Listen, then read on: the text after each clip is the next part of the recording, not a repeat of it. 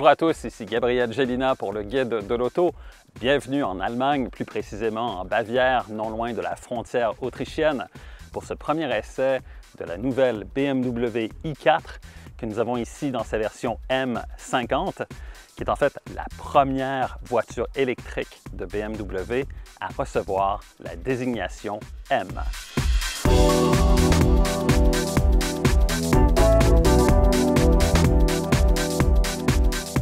Dérivée de la prochaine série 4 Grand Coupé, la i4 est élaborée sur la plateforme modulaire Clar et présente une configuration à 5 portes, donc avec haillons arrière plutôt qu'un coffre conventionnel, ce qui lui donne une polyvalence bonifiée.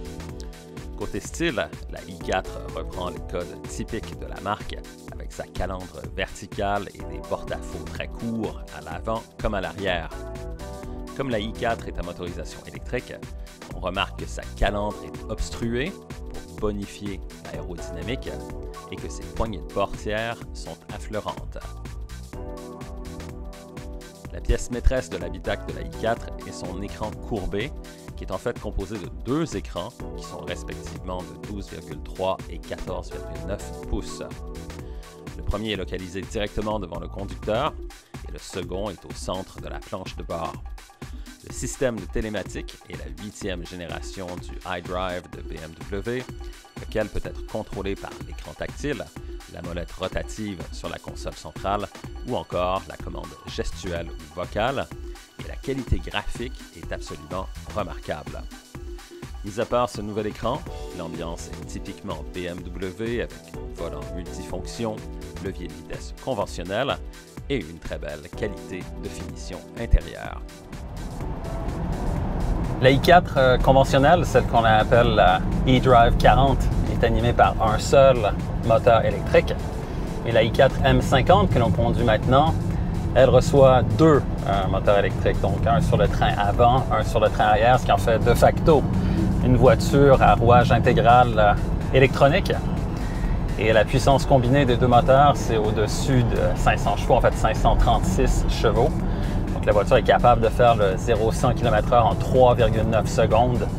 Donc évidemment, comme toutes les voitures électriques, elle est très très rapide en accélération. Évidemment, le couple maximal est disponible dès que l'on enfonce l'accélérateur, peu importe la vitesse à laquelle la voiture roule. Et ça, c'est encore une fois, c'est le propre des voitures électriques.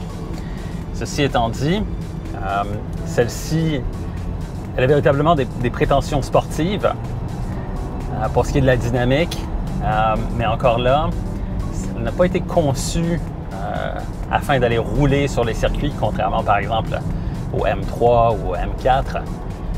Et donc, l'optique ici, ou enfin le but ou l'objectif, c'était de produire une voiture qui allait être très sportive, très dynamique sur la route, c'est-à-dire dans des conditions d'utilisation qui sont plus normales, moins extrêmes que celles d'un circuit. Sur une route en lacet, en montagne, comme ici, on apprécie évidemment la livraison instantanée du couple, mais aussi la direction est vraiment très précise.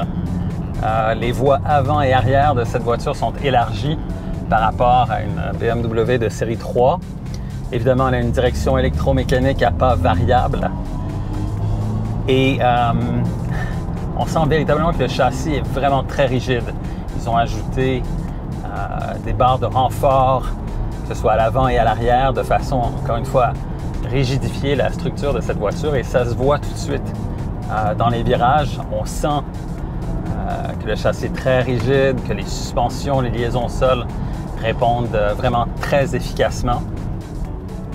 Mais encore une fois, comme avec toutes les voitures électriques, il faut composer avec le poids. La masse de cette voiture est supérieure à 2200 kg. En fait, la batterie à elle seule pèse plus de 500 kg. Et donc, ça, on s'en ressent un petit peu pour ce qui est de la vitesse de passage en virage. Mais pour ce qui est de la dynamique, c'est vraiment une très agréable surprise que cette i4 M50. Alors bien qu'elle soit un peu lourde, pour ce qui est de la dynamique, c'est vraiment très impressionnant. Et c'est une voiture électrique qui met l'emphase sur les performances, sur la dynamique.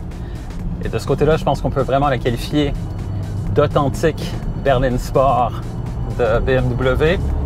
C'est juste qu'elle est à motorisation électrique et non pas animée par un moteur à combustion, un moteur à essence.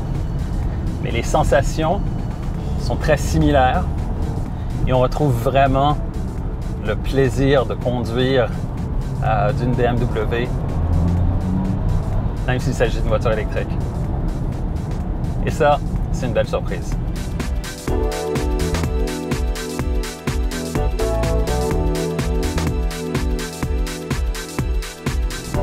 L'autre élément qui ajoute véritablement à la dynamique de cette voiture, c'est qu'elle a une monte pneumatique mixte. C'est-à-dire que les pneus arrière sont plus larges que les pneus avant. Ça, c'est dû aussi à la répartition du poids. La répartition des masses de cette voiture, c'est un peu plus de 48 % sur le train avant, presque 52 % sur le train arrière. Et donc, la monte pneumatique mixte avec les roues de 20 pouces qui sont proposées en option, ça permet de composer justement avec cette répartition des masses. Alors au final, la i4 M50, c'est une authentique BMW. Bien qu'elle porte la désignation M, elle n'est peut-être pas aussi incisive ou aussi rapide dans les virages qu'une M3 ou qu'une M4. Évidemment, ici, la masse entre en cause. Le véhicule pèse quand même plus de 2200 kg, donc on ne peut pas faire abstraction du fait que c'est un véhicule qui est beaucoup plus lourd. Ça affecte un petit peu la vitesse dans les virages. Mais pour le reste, pour ce qui est de la dynamique, et pour ce qui est aussi de l'usage au quotidien, de la puissance, de la livraison très linéaire de cette puissance, c'est véritablement une authentique BMW.